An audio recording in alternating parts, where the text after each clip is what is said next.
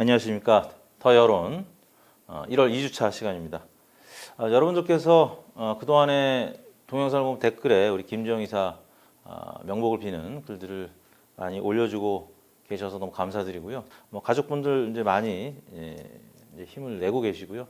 아버님이 가장 이제 애통해하시고 힘들어하시는데 또 우리 리얼미터 직원 임직원 여러분들도 많이 힘들어합니다. 김주영 이사 방에 또 이제 국화꽃을 책상에 올려놓고 우리 지나가면서 계속 추모하는 그런 분위기가 이어지고 있는데, 그래도 김주영 이사가 하늘나라에서 원하는 게 뭐겠습니까? 우리가 또 힘내서 공정한 여론조사 해주기를 바라는 그런 마음이 있을 것 같습니다. 여러분들도 계속 김주영 이사 그리고 리얼미터를 위해서 응원해 주시고요. 저희도 힘을 내도록 하겠습니다. 오늘 YTN 리얼미터 1월 2주차 주간 집계, 제가 이제 방송국에 2주째 출연을 어떻게 했냐면 줌으로 했습니다. 오피니언 라이브 센터장과 줌 연결했는데, 오늘 마침 이제 더 여론 하기 직전에 문재인 대통령이 2021년 신년 기자회견을 했습니다.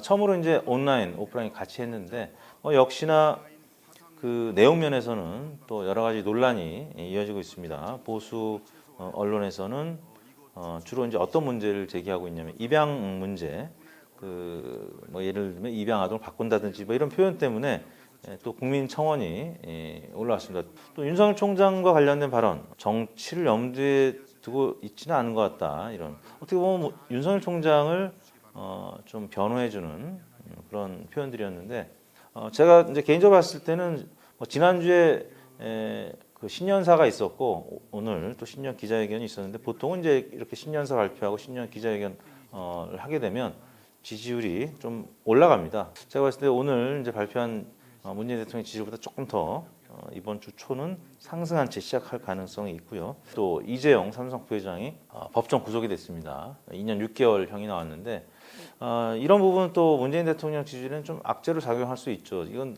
법원의 이제 판단인데, 문재인 대통령이 또 기업 총수를 구속시킨 것처럼 오해를 하는 분들이 계시기 때문에 이런 부분들은 또 대통령 지지율 상승에는 좀 악재로 작용할 가능성이 있는데요.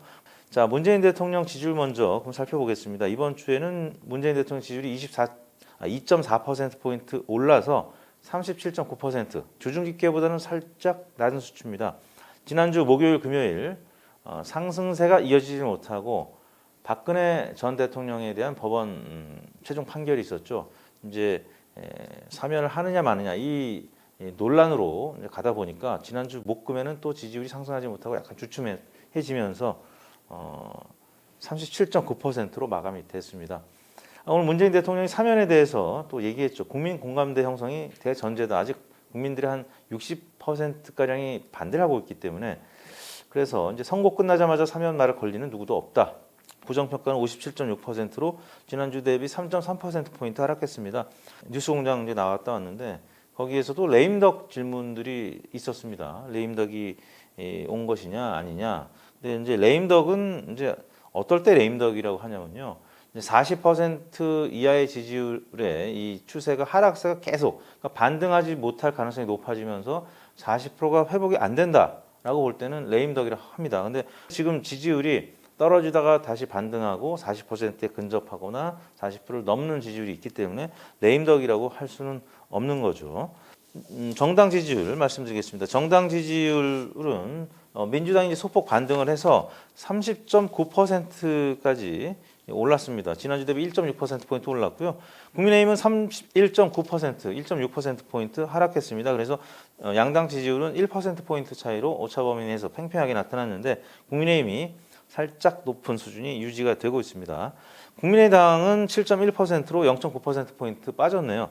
자, 국민의힘과 국민의당이 이번 주 같이 동반 하락한 이유, 저는 지난주 수요일에 있었던 나경원 전 의원의 서울시장 출마 선언부터 뭔가 조짐이 보였다. 왜냐하면 안철수 대표가 서울시장 출마 선언을 한 다음에 국민의힘에서는 굉장히 따뜻한 눈길로 쳐다봤습니다. 그리고 손을 잡자, 단일화하자. 안철수 대표가 별 호응이 없죠. 국민의당에서 완주할 것 같고 3월 즈음 돼서 이제 단일화를 천천히 하는 것으로. 그러다 보니까 나경원, 오세훈 이 두 전직 의원들도 출마 선언을 했고, 이제 자강론으로 돌아서기 시작했습니다. 김종인 위원장부터 시작해서 지난주부터는 안철수 대표를 엄청나게 비판을 하기 시작했습니다. 그러다 보니까 국민의당, 국민의힘, 이 댓글들을 보니까요, 보수층에서 또 싸우냐 이러다가 단일화 안 돼서 민주당이 서울시장 가져간다 뭐 이런 얘기들, 그러다 보니까 무당층이 이번 주에 오래간만에 좀 올랐습니다. 16.5%까지 올랐고 정의당 5%, 열린민주당 5% 동률로 나타났습니다. 이 관심의 대상이 되고 있는 이제 서울과 부산 이 지역은 여전히 국민의힘이 소폭 내지 부산, 울산, 경남은 많이 앞서고 있습니다. 서울 같은 경우는 박영선 장관이 이제 어느 정도 마음을 굳힌 것 같다. 박영선 장관 같은 경우는 3자구도 혹은 4자구도 5자구도로 치러졌을 때 그래도 가장 경쟁력이 있는 후보이기 때문에 당에서 불렀을 때 또 안 나갈 수가 없죠. 그래서 마음을 이미 굳힌 것 같습니다. 그래서 결국에는 TV 토론이 중요한데 오세훈 대 나경원. 나경원 전 의원도 뭐 TV 토론 잘할 수 있는데 오세훈 시장이 조금 더 토론에는 좀 익숙한, 안철수 대표가 TV 토론에 나가면 좀 불리하지 않겠느냐라고 이제 예상하는 분들도 계신데 이번에는 좀 바뀌었다. 안철수 대표가 과거와는 다르다. 이렇게 평가하는 분들도 계십니다. 그래서 TV 토론을 한번 지켜봐야 될 것 같다. 근데 현재로서는 안철수, 오세훈, 나경원 이렇게 빅3의 대결 구도로 가고 있고요. 부동산 양도세 완화와 관련된 결과였는데 찬성 50.1, 반대 40.8, 5대 4 정도로 찬성이 높게 나타났습니다. 진보층은 팽팽, 중도층은 찬성이 좀 많았고 보수층도 찬성이 많았습니다.